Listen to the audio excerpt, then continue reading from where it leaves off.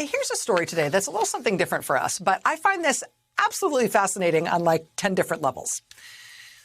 If you think about an American company that is a really big company, a company with a huge amount of revenue, a hugely successful retail enterprise, what do you think of? You might think of like Coca-Cola or Nike or McDonald's, or maybe even like a big credit card company like Visa. Indeed, all of those big American companies make tens of billions of dollars every year in revenue. Just huge companies with huge annual income. Not annual income, annual revenue in millions, but in billions, in tens of billions. Do you want to know what's bigger than any of those, though? This truck. I don't mean like the Ford Motor Company has more revenue than McDonald's and Visa and Nike. It does, but that's not what I mean. I mean literally just this truck. Ford makes a lot of things. Ford makes cars, of course, and SUVs and crossovers. They just relaunched the Ford Bronco, which is super cute in its new iteration. They make transit vans and heavy-duty commercial vehicles of all sorts and sizes. They even make what's basically a supercar. And if that's the wrong thing to call it, I am truly sorry. And if you can just let me borrow your Ford GT for a day or 10, I swear I will learn all the proper terminology and get it back to you without a scratch. But of all the things that Ford makes, the thing that they make that alone pulls in more revenue than McDonald's or Nike or Visa or Coca-Cola is the F-150, the F-Series pickup truck. It's the most popular vehicle in America, and it always is. More Ford F-Series pickups, their full-size pickups, are sold. More of these vehicles are sold than any other vehicle in the country, and that is true every year, year after year, decade after decade.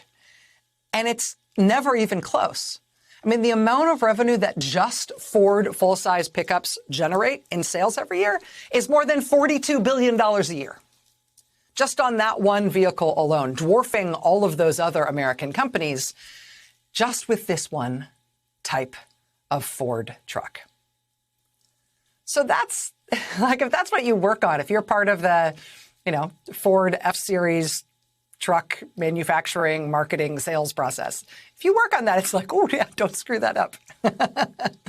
We make $42 billion a year on these vehicles. Nothing else in America comes anywhere close. And it has been that way for decades. Don't screw it up. Whether or not you care about pickup trucks, whether or not you care about cars, whether or not you care about electric cars, even whether or not climate and energy are things that keep you up at night or not. If the Ford F-150 becomes an electric vehicle, if Ford can transition that particular vehicle to electric, because as an electric vehicle, it's better. Goodbye gas cars in America. There isn't a single thing that could be done in this country to move us further and faster toward a no-gas automotive future and everything that means for infrastructure and climate and all the rest of it. There's nothing else that could move us further and faster toward that than this one vehicle, this specific vehicle, not only having an electric option, but actually being better as an electric vehicle than it is as a gas one, being more capable as an electric vehicle than it is as a gas one. Because pickup truck owners in this country, and there are gazillions of them, want their vehicles to be better and more productive, and they want them to look cool. F-150s recently changed from steel bodies to aluminum bodies. And when they made that change, everybody said, oh, truck owners were going to think that was prissy and this was going to be a big mistake by Ford. Truck owners weren't going to like that. Aluminum seems like such a wussy material. Oh, actually, it turns out trucks made with aluminum bodies instead of steel bodies are more capable. They can do more with that change in materials with really no downside that made any difference in anybody's life.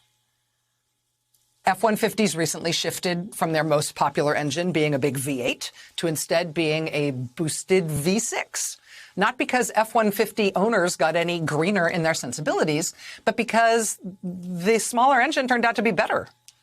It was better. The EcoBoost V6, more hauling capability, more towing capability, and yeah, uses less gas. But even if you don't care about that, the point is still that it was better. More power, faster, more capable. An improvement. And so, yeah, everybody wants the better option. Everybody wants the better vehicle. Everybody wants the better engine. Everybody wants the better body. Ford did recently start offering a hybrid truck. Do Ford F-150 owners want a hybrid? I don't know. Maybe some do. But you know what truck owners do want? They want to be able to do stuff that they couldn't do before, or that they needed expensive other equipment to be able to do. I don't know what Ford F-150 owners and potential customers think about the hybrid in the abstract. But you know what people really liked and turned out really wanted was the freaking generator that came wired into that truck, into the bed of the truck. What Ford did is they figured out a way to use the technology in that truck to literally put a generator in it that you can plug stuff into. There's like plugs like you'd have in your house right next to the tailgate. Do you want, in the abstract, the latest technology in your gigantic multi-thousand-pound work vehicle? No, not in the abstract. But if you live in Texas and the power goes out for days because it got cold and Texas's power grid can't operate anymore in the cold, then being able to back your truck up to the front of the house so you can run extension cords to it and keep stuff in your house plugged in when all your neighbors have the lights out, yeah, turns out people want that. Not necessarily because it comes in an eco-conscious package, but because that's cool. That's really useful. That's better than not having that.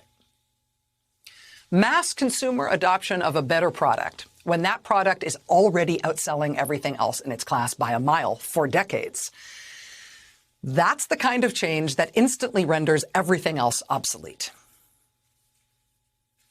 Now, I'm a little reluctant to talk about this on TV because I am a car person, which means I don't necessarily have a good sense as to how much appetite anybody else has to hear about these things. I'm a car person. I'm on my second Ford F-150. I had two other Ford trucks before those. For everything that's different between Susan and I, part of the reason I think we got together is because we're both car people. When I met Susan, she had a straight six carbureted CJ with her initials in gold leaf on the door. I was like, oh my God, I think I'm dead. It's because I just met you and seriously, that's yours? Like, I'm dead. My life as I knew it before is over. Please, can I meet your car? That was her car. That was her Jeep. And I set it on fire many times, squirting starter fluid into it under the hood while she tried to turn over the engine. Being a car person doesn't necessarily mean that you're mechanically minded. But you know, whether or not you're good with a carburetor, you're either into cars or you're not. It's fine either way. But as a news matter, whether you're into it or you aren't, it is worth knowing that right now, the single most important leap forward our country could make toward becoming an electric car country is for this one specific vehicle, the best-selling car in the country by a mile for decades, the Ford F-150, to become an electric vehicle. And for it to become an electric vehicle, because the electric version of it is better than what it was when it was only offered as gas. The most important thing, the most important single change that our country could make fast would be for that change to happen. No pressure, right, if you're involved with making the F-150. But we're about to find out if we're there.